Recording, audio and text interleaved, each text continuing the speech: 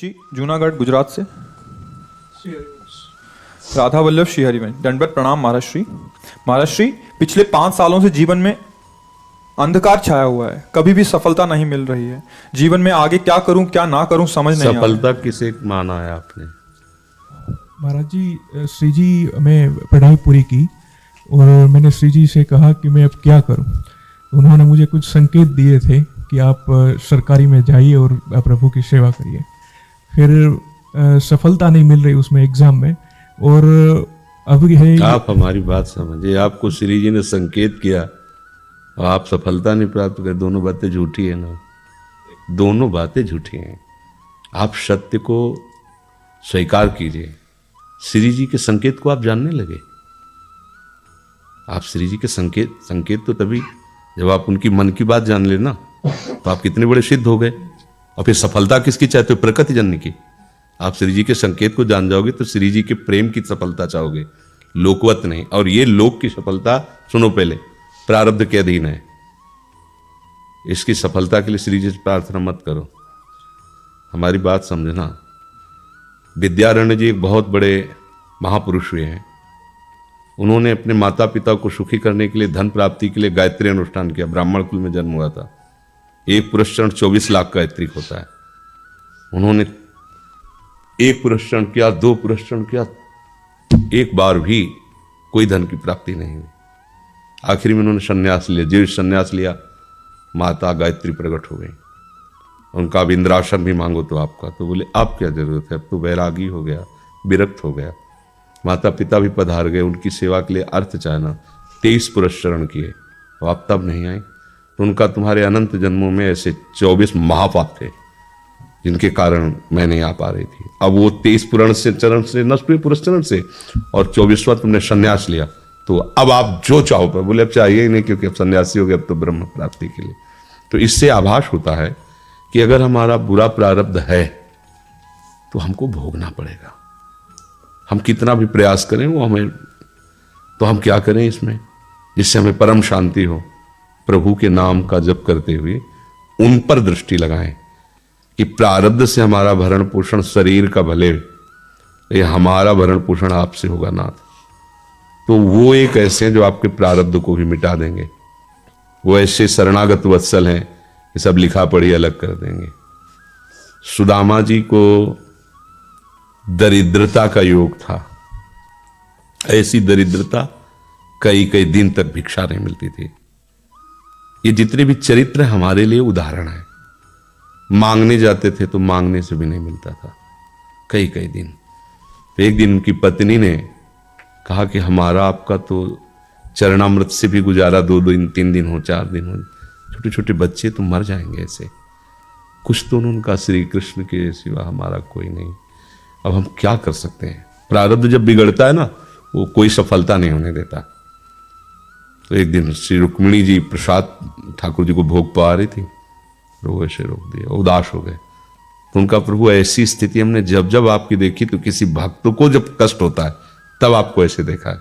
कौन सा भक्त है और क्या कष्ट है? तो का एक सुदामा नाम के हमारे मित्र हैं, कई दिन से भोजन भी उनको, प्रभु आपके मित्र और मैं आपकी दासी, महालक्ष्मी का अवतार रुक्मिणी, आप हुक्म कीजिए, लोक लोक की संपत्ति वहां। बोले उसको चाह नहीं है, हमारे मित्र को चाह नहीं है, और चाह ना होने पर हम विवश हैं। अगर वो चाह कर ले तो सारी व्यवस्था हो जाए। बोले पैदा करो जाके चाह। बोले उनके हृदय में तो नहीं पैदा कर सकते, हम भी, क्योंकि जिस हृदय में भगवान का आश्रय और निरंतर चिंतन है वहां माया की चाह नहीं होती।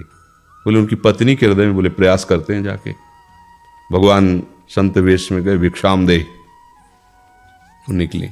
अतिथि का सत्कार करना गृहस्थ का धर्म होता है।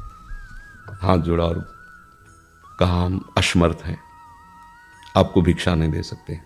क्यों? बोले हम अपवित्र हैं, हमारे ऊपर सूतक लगा हुआ है। किस बात का सूतक? हमने एक पुत्र जन्मा है। तो ठीक है, हम 10-12 दिन बाद आ जाएंगे। बोले नहीं, आजीवन अपवित्र रहेंगे। वैसा कौन सा? बोले दरिद्रता रूपी। विद्वान की पत्नी है तो ऐसे उनका दरिद्रता रूपी पुत्र का जन्म, अर्थात सीधे कि मैं नहीं दे सकती या देने योग्य नहीं, ऐसा न कहीं उनका मैं अपवित्र हूं। तो दरिद्र कैसे हो सकती हो? जिनके पति के मित्र द्वारिकाधीश भगवान श्री कृष्ण है, वो दरिद्र कैसे हो सकता है? एक बार कहो ना अपने पति से। चले गए। जो सुदामा जी आए तो उन्होंने कहा कि देखो आज एक अतिथि आए थे, उनको मैं कुछ नहीं दे पाई, मुझे बहुत कष्ट है कि मेरे पुत्र और आए हुए अतिथि का भी हम स्वागत नहीं कर सकते, उनका भरण को आपके मित्र द्वारिकाधीश प्रभु श्री कृष्ण।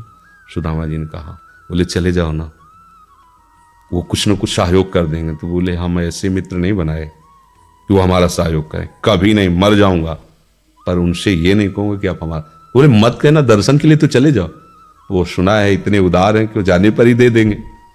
सुदामा ने कहा दर्शन के लिए तो जा सकते हैं, बहुत दिन हो गए, ठीक है, पर मित्र के पास जाए तो कुछ लेके जाना चाहिए, मेरे पास तो कुछ नहीं है। पड़ोस में जैसे किसी से मांगने गई तो अरे समय जब बिगड़ता कोई नहीं होता साथ। एक ने थोड़ी उदारता दिखाई तो चावल पछोरने पर जो आगे कणका होते चावल के, जो प्राय वो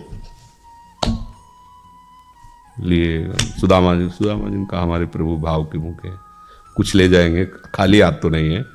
पोट्री में सारांश में बता रहे हैं। द्वारपालों ने देखा कि हड्डी हड्डी शरीर में कई जगह से फटे वस्त्र, बीमारी फटी हुई, मतलब दिखाई दे रहा था दरिद्रता की मूर्ति है। तो उनका किससे मिलना है तुमको? तो उनका श्री कृष्ण से। बोले संभाल के बोलो, क्योंकि पार्षद है, अनंत कोट ब्रह्मांडों के नायक प्रभु के ऐसे बोलते कोई श्री कृष्ण वैसे गली आए उनका जाके तो तुम बोलो ना, श्री कृष्ण से जाके कह दो कि एक सुदामा नाम के ब्राह्मण आए हुए। पार्षद प्रभु बड़ा अजीब आदमी है, आपका नाम बिना किसी सभ्यता के ले रहा है। वो कह रहा श्री कृष्ण से कह सुदामा, कूद पड़े, भगवान दौड़े। वो पार्षद, वो सब की ब्रह्मा जी शंकर जी आते हैं तो वहां खड़े रहते हैं घंटों, भगवान ऐसे भागे जाके।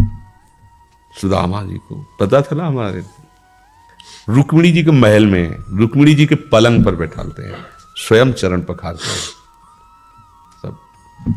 अब ये वैभव, क्या हाल चाल है, कैसे हो प्रभु? आप सब जानते हो, आपकी बड़ी कृपा है।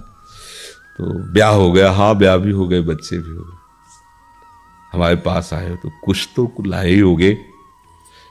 अब वो सड़े से कपड़े में चावल, कैसे बड़ी बड़ी वो वैभव, महारानियां सब भगवान का। चुप ऐसे बोले, देखो फिर चूक कर रहे हो, हमारे हिस्से की चोरी पहले की थी और फिर चूक कर रहे हो। उन्हें हिम्मत नहीं पड़ रही थी, इतने महामहिम प्रभु को कैसे हो तंदुर। भगवान ने ऐसे छीला, ओहो आज तक मुझे ऐसा स्वाद नहीं मिला। भगवान बड़ाई कर रहे, देखो रुक्मिणी जी की आंखों में आंसू आ गया वो दृश्य। भगवान पकड़ लिया हाथ, बस प्रभु हम आपकी सिवा नहीं रह सकती। और भगवान तो सुदामा जी का स्वागत सम्मान को अच्छे कपड़े पहनाए। जब चलने लगे ना तो भगवान की तरफ वो देखते, मतलब कामना नहीं पर कि देखा पत्नी कह रही थी जाओगे कुछ लोग कुछ चले प्रभु, हाँ ठीक, इधर से ऐसे चले जाना, हाथ भी खाली। प्रभु ने कहा देखो ये कपड़े जो है ना महंगे हैं, रास्ते में तुम्हें चोर बदमाश तुम अपनी पोशाक पहने इनको उतार दो। बोले बड़ी कृपा, कपड़े भी उतार रहे और रास्ते में सोचे देखो निगेटिवली सोच रहे, मेरे श्री कृष्ण मुझे कितना प्यार करते हैं। उन्होंने इसीलिए नहीं दिया कि दरिद्र कहीं संपत्ति पाकर मतवाला होकर मुझे भूल ना जाए, मुझे कितना प्यार करते हैं। प्रभु के प्यार में मगन होकर सुदामा पूरी खड़ी जैसे द्वारिका। उनको भ्रम हुआ कि मुझे लगता है चलते चलते मैं पुनः द्वारिका आ गया। तो वहां पूछ रहे हैं कि ये किसका है। भगवान के पास विधाता है, उनका प्रभु तो गलत हो गया, इनके भाग्य में हमने लिखा था क्षय श्री, ऐश्वर्य का नाश, जीवन में नहीं ऐश्वर्य, क्षय श्री। भगवान ने उसका उल्टा कर दिया यक्ष श्री। जैसे कुबेर का अथाह धन का खजाना, त्रिभुवन का खजाना वही है कुबेर के पास, जैसे कुबेर का खजाना यक्ष श्री। तो कहा प्रभु, तो उनका इन्होंने एक पुण्य किया है, अनंत ब्रह्मांडों के समस्त जीवों को तृप्त कर दिया है। और वो खुद को खाने को नहीं तृप्त है, बोले मेरे रोम रोम में करोड़ करोड़ ब्रह्मांड वास करते हैं और इनके तंदुलों से मैं तृप्त हो गया। अनंत ब्रह्मांडों का भंडारा हो गया, उसका जो पुण्य होता है लिख दो इनके भाग्य में। अब किसी की चलेगी प्रभु के आगे? तो एकमात्र प्रारब्ध को मिटाने वाले भगवान है। कर तुम अकर तुम अन्यथा कर तुम। तो आप भगवान की शरण होकर उनका नाम जप कीजिए और उनसे प्रार्थना कीजिए।